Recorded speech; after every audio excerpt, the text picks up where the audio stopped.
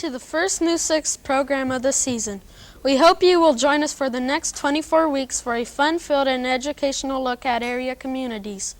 Today's New 6 is being presented by the 6th graders of Continental, Ohio. Here's Craig with our first story. Craig?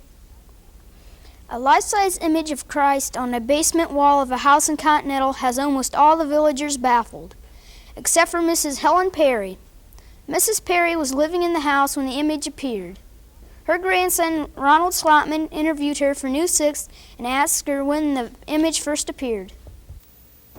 Just about 2 years ago, about 9 months before your grandfather passed away, because he had noticed there, and you know how he believed in miracles, and he just felt that this was some way God was showing him something for his own life.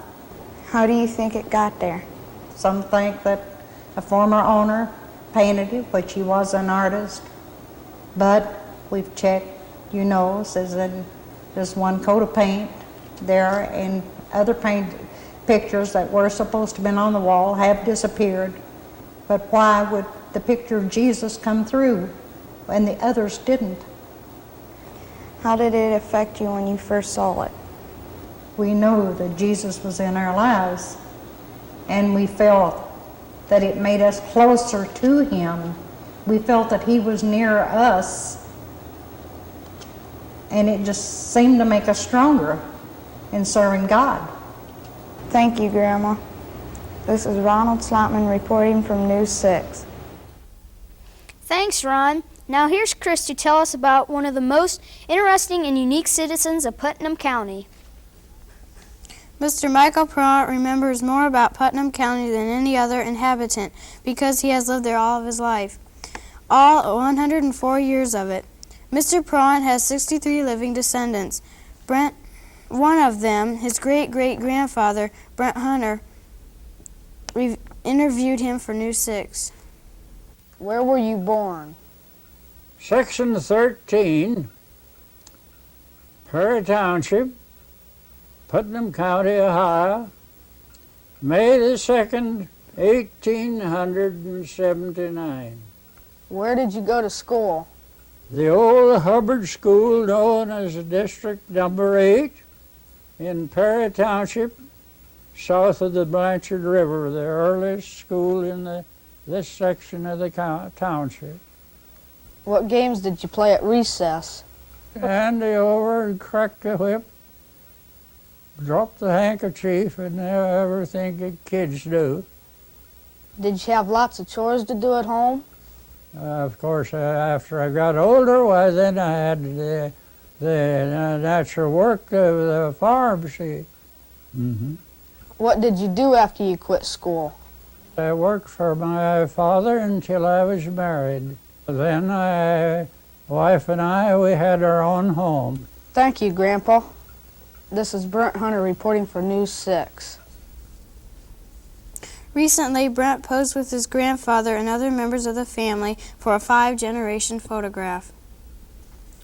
Thanks, Brent. And now here's Paula to tell us how News 6 solved a mystery about a hobby that is fun for all ages. Bowling is fun of all ages. Recently, News 6 visited Lucky Lanes in Continental, but we didn't go just to have fun. We went to find out exactly what happens to pins when the balls go flying down the alley. If little elves don't put those pins back, then who does?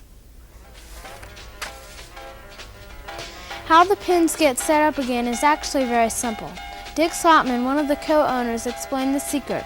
It's all in the machines, which are located behind the alleys. A complicated set of machines goes through a multi-step process in order to remove the fallen pins from the alley and reset them. When they are knocked down by the first ball, a gate comes down and removes the fallen pins so they don't bounce around in the alley.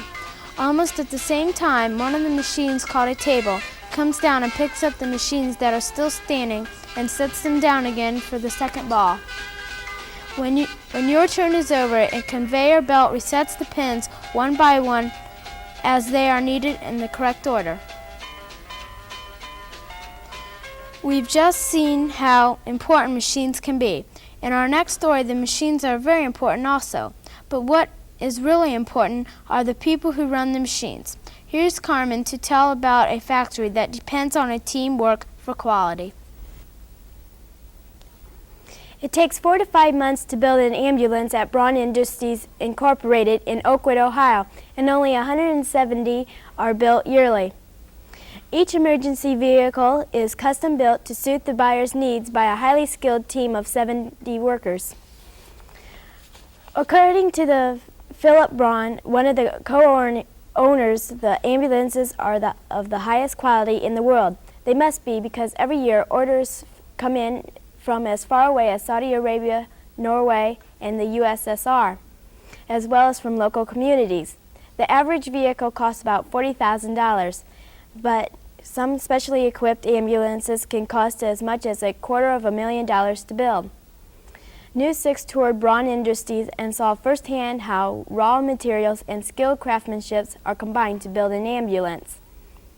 First, flat sheets of aluminum are cut, bent into shape, and welded to form the body. The painting process involves 16 steps and results in a Rolls-Royce finish in the color requested. Each ambulance is carefully insulated with a spray foam to withstand temperatures as cold as 140 degrees below zero and as hot as 125 degrees. The interior of the ambulance is custom fitted according to the specific needs of the buyer. For example, some ambulances that will serve heads of states are bulletproofed. After being equipped according to the needs of the buyer, every emergency vehicle is put through a rigorous safety inspection and carefully examined for any defects. The slightest imperfection or flaw sends it back to the shop. After passing the inspection, the ambulances are flown or shipped to their destination to serve as the needs of communities far and near.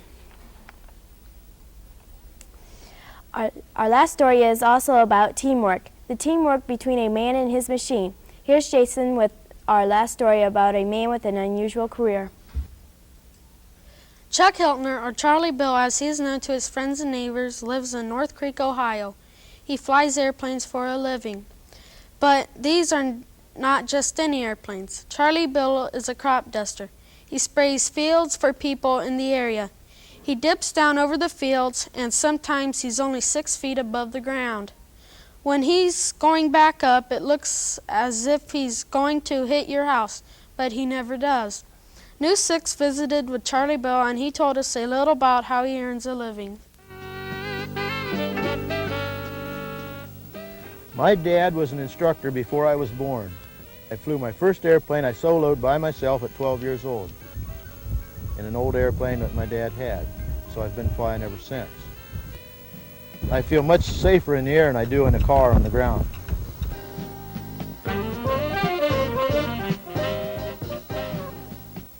Flying is a job with me. It isn't a fun thing. It's a business. I know you kids see me. You see the part where I'm flying around, which looks easy, but you only see me do one field. You didn't see the 14 hours that I put in that day, and how many times I got in and out of the airplane, and that I worked half the night before mixing all my chemicals for that next day.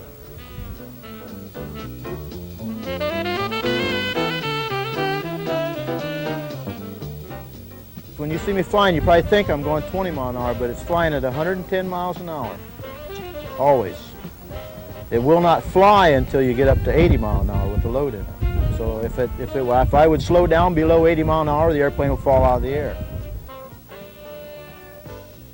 I can do loops and I can fly upside down. I've had some aerobatic training, but I'm not an aerobatic person. I do not like to do that. I like to keep my airplane right side up.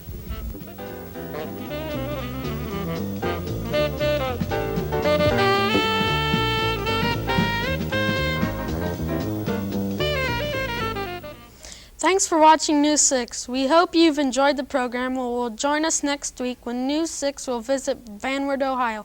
Have a good week.